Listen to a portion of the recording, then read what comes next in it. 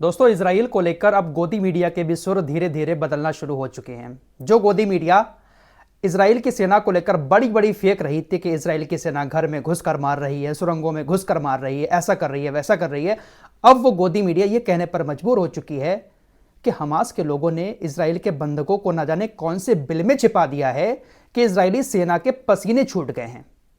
Israeli सैनिकों की ऐसी तहसी हो गई है सॉरी इस भाषा का इस्तेमाल कर रहा हूं, लेकिन अब सुर बदल रही है गोदी मीडिया। गोदी मीडिया को भी अब यह लगने लगा है कि कहां तक उसकी ताकत के कसीदे पढ़े जाएं, जिसके बस की बात ही नहीं है कि वो एक बंधक को भी छुड़ा सके। फिलहाल सब्र रखिए, धीरे धीरे सब बदलेंगे। कुछ लेटेस्ट अपडेट हैं जो आपके सामने रखूंगा और ये आज के दिन की आखिरी वीडियो है। पहली खबर हमास और इजराइल के बीच डील को लेकर है। जिस तरह की डील पहले हुई थी, सीज फायर हुआ था, कैदियों की और बंधकों की रिहाई हुई थी, इसी तरह की एक डील इजराइल और चाहता है ताकि वो अपने बंधकों को हमास से रिहा करवा सके, क्योंकि बहुत बड़े पैमाने पर प्रदर्शन हो रहे हैं। सारी बातें आपको पहले बता चुका हूं। इस्तीफे की मांग हो रही है नेतन्याहू के, और हो सकता है कि वहां पर दोबारा चुनाव भी करा दिए जाए, क्योंकि जो विपक्षी पार्टी है वो कह रही है कि दोबारा से चुनाव हो और इसको प्रधानमंत्री पद से हटाया जाए। फिलहाल बहुत बुरे हालात में नेतन्याहू फंसा हुआ है। तो अब गुजारिश कर रहा है कतर और मिस्र से कि एक डील करा दो हमास के साथ, हम सीज फायर के लिए राजी हैं, उधर हमास हमारे बंदूकों को छोड़ दे। लेकिन अब हमास ने जो मीडिएटर हैं यानी बिचौलिए कतर और मिस्र, उनसे साफ कह दिया है कि हम डील तभी करेंगे इजराइल से जब इजराइल पूरी तरह से अपने हमलों को रोक देगा और गाजा को छोड़कर इजराइल चला जाएगा। साथ ही साथ इजराइल को हमारे सारे कैदियों को जो इसने अपनी जेल में रखे हुए उनको छोड़ना होगा, हमले बंद करने होंगे, गाजा से अपनी सेना को वापस लेना होगा, उसके बाद ही हम कोई डील कर पाएंगे। यह बात साफ साफ हमास ने मीडिएटर कतर और मिस्र से कह दी है कि जाओ इजराइल से यह बात कह दो। तो पहले इजराइल सीज फायर के लिए राजी नहीं हो रहा था और अब वक्त बदला है और अब हमास सीज फायर के लिए राजी नहीं हो रहा है।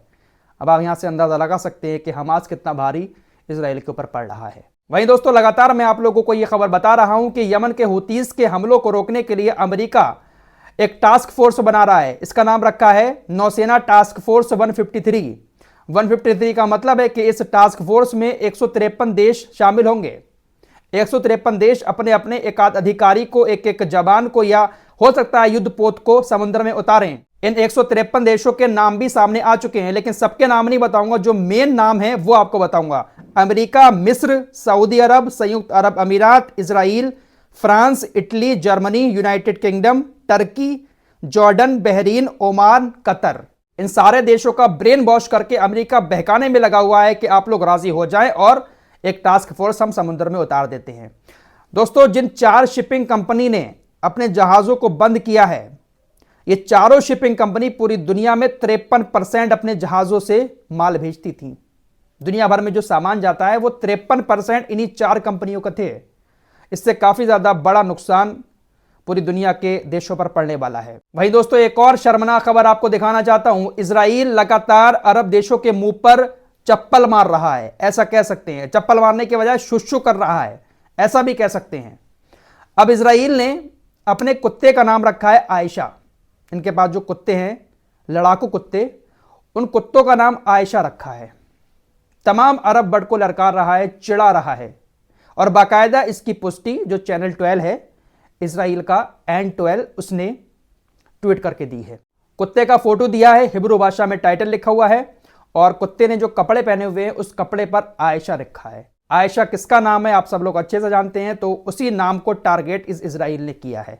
लेकिन इन अरबों की गैरत जो है ना, जागेगी ही नहीं। कुछ भी कर ले इजराइल, लेकिन इन अरबों की गैरत जागने वाली नहीं है। फिलहाल इस वक्त की बड़ी खबर यही थी कि हमास सीज फायर के लिए राजी नहीं है। उसका कहना है कि गाजा को पूरी तरह से छोड़ेगी इजरायली सेना, हमारे कैदियों को रिहा करेगी, तभी हम किसी डील पर राजी होंगे, वरना हम किसी हालत में भी डील नहीं करेंगे। और अगर इजराइल को अपने बंदूकों को छुड़ाना है तो हमारी बात माननी पड़ेगी। अगर इजराइल चाहता है कि हम ताकत के जरिए अपने बंदूकों को छुड़ा लें, तो ऐसा वो कभी नहीं कर पाएगा। वहीं दोस्तों, अल-कस्साम ब्रिगेड ने इजराइल को ललकारते हुए सीना चौड़ा करके एक फोटो जारी किया है और लिखा है कि या तो ताबूतों में छोड़ें या जिंदा छोड़ें, चॉइस आपकी है, चुनाव आपका है।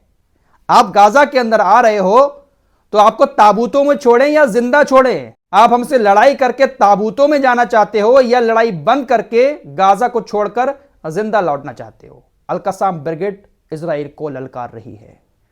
तो जो काम अब तक इजराइल कर रहा था कि हम ऐसा कहते हैं, हम ये चैलेंज देते हैं, हमास तुमको ऐसा कर देंगे, हमास तुमको ये करना पड़ेगा, अब वही काम हमास इजराइल को लेकर कर रहा है। सब्र रखिए, वक्त सबका आता है। फिलहाल इस रिपोर्ट में इतना ही, मिलते हैं एक और नई वीडियो के साथ, तब तक के लिए अपना ख्याल रखिए।